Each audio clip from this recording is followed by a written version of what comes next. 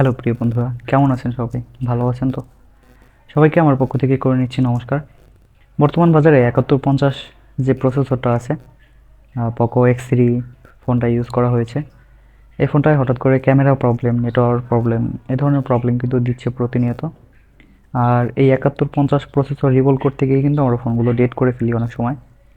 তো এই ফোনটার কিভাবে কাজ করলে আপনাদের কাছে ডেড হবে না, সেই বিষয়ে আজকে আপনাদের সাথে শেয়ার করব। যারা টেকনিশিয়ান ভাই আছেন অবশ্যই ভিডিওটা খুব মনোযোগ সহকারে দেখবেন, কারণ ভিডিওর সাথে আমার কথার বলার ধরন হয়তো মিল না থাকতে পারে, কারণ ভিডিওটা আমি স্ক্রিপ্ট করে দিয়েছি শর্টকাটের জন্য। তো এই জন্য কথার সাথে ভিডিওর সাথে মিল না থাকতে পারে। আপনারা জাস্ট ভিডিওটা দেখেন এবং আমার কথাগুলো শোনেন। এই ৭১৫০ প্রসেসর আপনারা যখন রিভল করবেন তখন কিন্তু কিছু বিষয় আপনাদের লক্ষ্য রাখতে হবে। যেরকম এখানে কিন্তু নর্মাল হট গিয়ার গান কোনোভাবেই ইউজ করা যাবে না।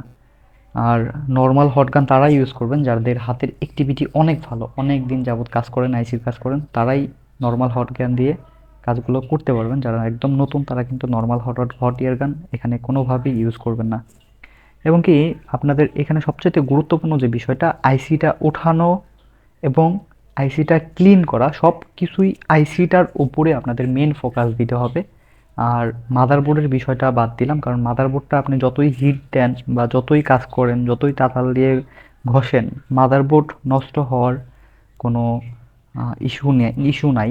কিন্তু আপনাদের সিপিইউটা কিন্তু নষ্ট হওয়ার ইস্যু আছে, অনেক কারণ আছে। আপনি মাদারবোর্ডটার এইখানে দেখেন, আমি মাদারবোর্ডটায় কিন্তু সোল্ডারিং উইক ইউজ করছি। উইক ইউজ করে কিন্তু এই যে মাদারবোর্ডটা, যে বলগুলো বাড়তি, এগুলো কিন্তু লেবেল করছি। কিন্তু এই সোল্ডারিং উইক কিন্তু কখনোই আইসিতে ইউজ করা যাবে না। কেন যাবে না? এই সোল্ডারিং উইক কিন্তু প্রচণ্ড পরিমাণে হিট থাকে। এই হিটটা আমাদের যে ৭১৫০ প্রসেসর আছে, এই ৭১৫০ প্রসেসরে কিন্তু দেখা গেছে সঠিকভাবে নিতে পারে না, কারণ আইসিটার টেম্পারেচার অনেকটাই কম ৭১৫০ যে প্রসেসরটা আছে। এরপর আপনারা আইসির যে পেস্ট, এটা যখন রিমুভ করবেন, এখানে অবশ্যই তাতাল ইউজ করবেন অনলি। যাতে আপনি তাতাল ইউজ করার সময় লক্ষ্য রাখবেন যে হাত দিয়ে ধরে আইসিটা যাতে পেস্টগুলো কাটবেন, আপনার হাতে যেন হিটটা সইতে পারেন।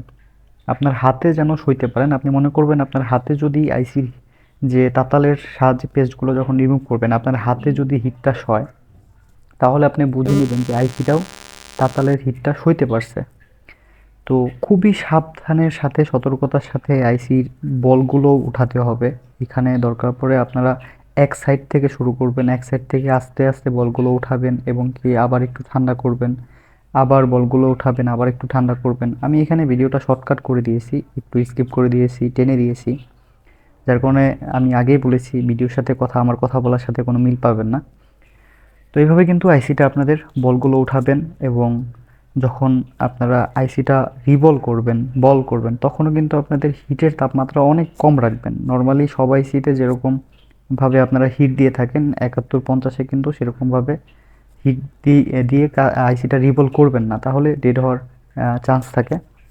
এরপর আইসিটা যখন লাগাবেন তখনও আপনারা যদি এমনিতে আইসি লাগিয়ে থাকেন, ধরেন আমি এমনিতে নর্মালি ৪০০ হিটে আইসি লাগিয়ে থাকি, কিন্তু ৭১৫০ আমি যখন লাগাই আমি অনলি ৩২০ এই হিট রাখি। এবং কি এইখানে নিচে আমি যে আইসি বল করার সময় যে পেস্টটা ইউজ করেছি, সেটা হচ্ছে ১৮৩ সিসি, যার কারণে কিন্তু অল্প হিটেই আমাদের আইসিটা বসে যায়।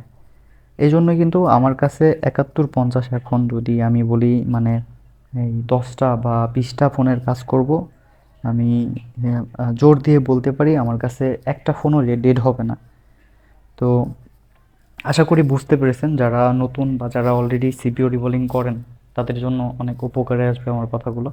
তো সবাই ভালো থাকবেন, সুস্থ থাকবেন। তো আমাদের এই ফোনটায় প্রবলেম ছিল, ক্যামেরা আসতো না। একটু দেখি আমাদের ফোনটা ক্যামেরা আসে কিনা, এবং কি একটু সাউন্ড প্রবলেম ছিল। তো আমরা একটু সাউন্ডও চেক দিব, সাউন্ড ঠিক আছে। আর ক্যামেরাটা একটু চেক দিই। হ্যাঁ, ক্যামেরাও ঠিক আছে, দেখতে পাচ্ছেন। তো আশা করি বুঝতে পারছেন। তো সবাই ভালো থাকবেন, সুস্থ থাকবেন, আর কমেন্ট করে জানাবেন আপনাদের মূল্যবান মতামত।